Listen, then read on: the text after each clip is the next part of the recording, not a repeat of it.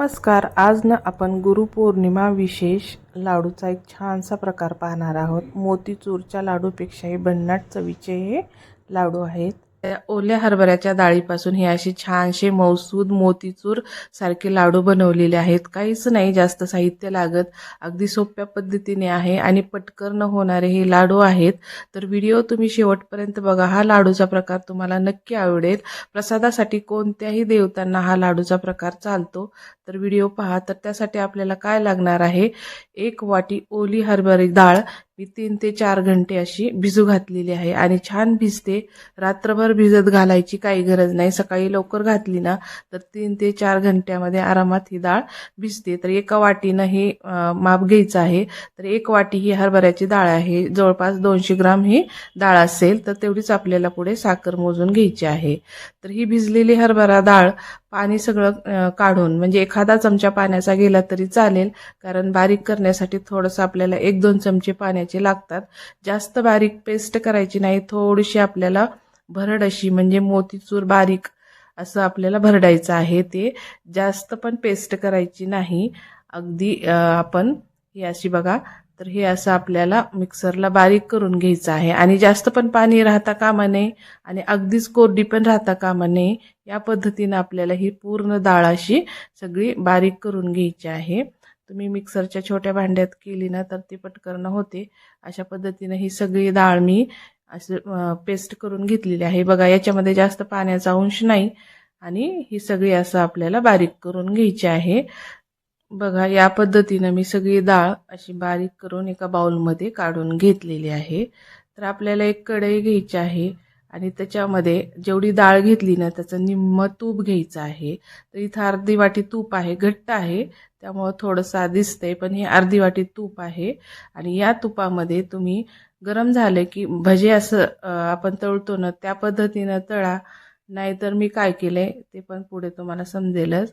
तर बघा, असं थोडं थोडं टाकूनही तुम्ही तळून घेऊ शकता. पण यानं काय होतं, थोडंसं तूप जास्त लागतं आणि थोडंसं वेळ पण लागतो. पण या पद्धतीनेही छानच होतात. पण मी काय केलंय, तर सगळंच पटकन त्याच्यामध्ये टाकून घेतलेलं आहे आणि छान असं भाजून घेतलेलं आहे. इथं भाजायला फक्त 15 ते 20 मिनिटं लागतात. असे जर तुम्ही भजे छोटे छोटे टाकून तळून घेतले ना, कुरकुरीत असे थोडेसे, बाहेरून क्रिस्पी आतून ओलसर, तरी पण चालतं. पण त्याऐवजीनं मी काय केलं, थोडंसं माझं चिटकायला लागलेलं आहे आणि तूप जास्त लागतं. मग मी काय केलं, ही पेस्ट सगळी त्याच्यामध्ये टाकली आणि एकदा सगळं असं छान कोरडं होईपर्यंत हे भाजून घेतलेलं आहे तुपामध्ये. एवढंच तूप पुरे होतं. याच्यापेक्षा जास्त तूप आपल्याला लागत नाही आणि छान खमंग टेस्टी होतात एवढ्या तुपामध्येच. तर हे आपल्याला फक्त इथं थोडासा वेळ लागतो. 15 ते 20 मिनिटं आपल्याला सतत हलवायचं आहे, करपू द्यायचं नाही. आणि चांगलं सुट्ट असं मोकळं मोकळं हे आपल्याला भाजल्यानंतर मिळून जातं. एकदम मोतीचूर चा चुरा कसा असतो त्या पद्धतीनं हे भाजलं जातं. फक्त थोडासा 15 ते 20 मिनिटं वेळ लागतो. या पद्धतीनं सगळं लालसर होईपर्यंत भाजून घ्यायचं. बघा, छान असं मोकळं मोकळं होतं की ते आपलं पेस्ट होती त्याचं असं मोतीचूर सारखं झालेलं आहे. जर तुम्ही भज्यासारखं तळलं ना तर ते परत मिक्सरला बारीक करावं लागतं. पण या पद्धतीने केलं ना तर मिक्सरची परत गरज लागत नाही. तर आता इथे मी थोडेसे ड्रायफ्रुट्स घेतलेले आहेत, बदाम, काजू आणि पिस्ता. थोडेसे तुम्हाला आवडेल त्या पद्धतीनं तुम्ही घेऊ शकता. आणि थोडंसं 5-1 मिनिटं याच्याबरोबर आणखीन भाजून घ्यायचं आहे, म्हणजे ड्रायफ्रुट्सला पण छान चव येते तुपाची, ते छान भाजलं जातं. आता हे चांगलं भाजल्यानंतर आपल्याला एका ताटात काढून घ्यायचं आहे आणि थोडंसं थंड होऊ द्यायचं. चांगलं हे गरम असतं तर थोडंसं ताटामध्ये पसरून ठेवायचं.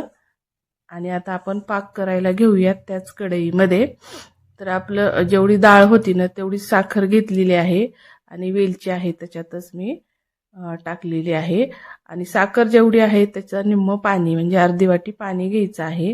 तर इथं काही नाही, आपल्याला थोडंसं पाक एकतारी करून घ्यायचा, म्हणजे 5 मिनिटात आपला पाक तयार होतो. फक्त 5 मिनिटं मीडियम गॅसवर सतत हलवायचं.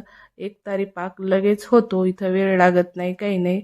पाणी थोडंसं अर्धा असल्यामुळं पटकन त्याच्यातलं पाणी पण आटलं जातं. बघा, 5 मिनिटाच्या आतच हा पाक आपला तयार झालेला आहे. इतपतच करायचा, याच्यापेक्षा जास्त गरम करायचं नाही.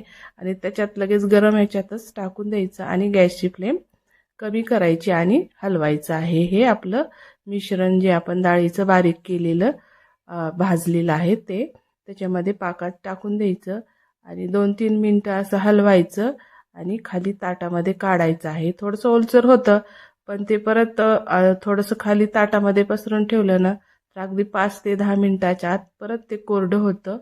आता बघा हे असं ओलसर झालेलं आहे आपलं. चांगलं गरम कढईत एकदा छान पाकामध्ये मिक्स करून घ्यायचं आणि इतपत पाक योग्य झालेला आहे आपला. थोडंसं ओलसर झालं तरी 10 मिनिटाच्या आत ते पण कोरडं होतं. मोकळं असं मोतीचूरच्या लाडूसारखं ते पण कोरडं कोरडं असं होऊन जातं.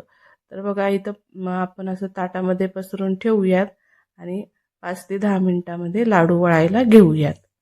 बघा 10 मिनिटाच्या आत छान असं आपलं मिश्रण थोडंसं ओलसर कोरडं झालेलं आहे. जास्त पण कोरडं होऊ द्यायचं नाही, मग लाडू त्याचे वळे जाणार नाहीत. ओलसर असं थोडंसं राहू द्यायचं म्हणजे छान आपल्याला लाडू वळता येतात. जास्त पण लगेच ते कोरडं पण व्हायला बघतं, तर कोरडं झालं ना तर थोडंसं गरम करून घ्यायचं कढईमध्ये आणि मग त्याचे पण लाडू वळे जातात. पण या पद्धतीनं थोडंसं ओलसर ठेवलं ना तर मस्त असे आपले लाडू वळतात. सगळं त्याच्यातले गोळे बारीक करायचे, हातानंच असं मिक्स करायचे. बघा इतपत आपल्याला हे मिश्रण ओलसर कोरडं ठेवायचं आहे आणि छान असे लाडू वळले जातात.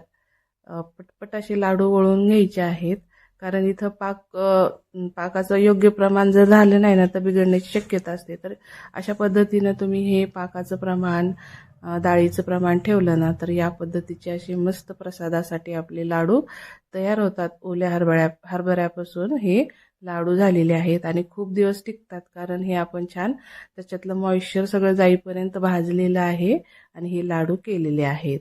तर बघा असं मस्त असा आपला लाडू छान तयार झालेला आहे. तेवढ्या मिश्रणामध्ये आपले 9 ते 10 लाडू तयार झालेले आहेत. अशा पद्धतीनं तुम्ही एकदा नक्की करून बघा. टेस्टी खूप होतात. घरामध्ये सगळ्यांना आवडणारे तर आहेच. प्रसादासाठी तर एकदम खास असा हा लाडूचा प्रकार आहे. तुम्ही नक्की करून बघा.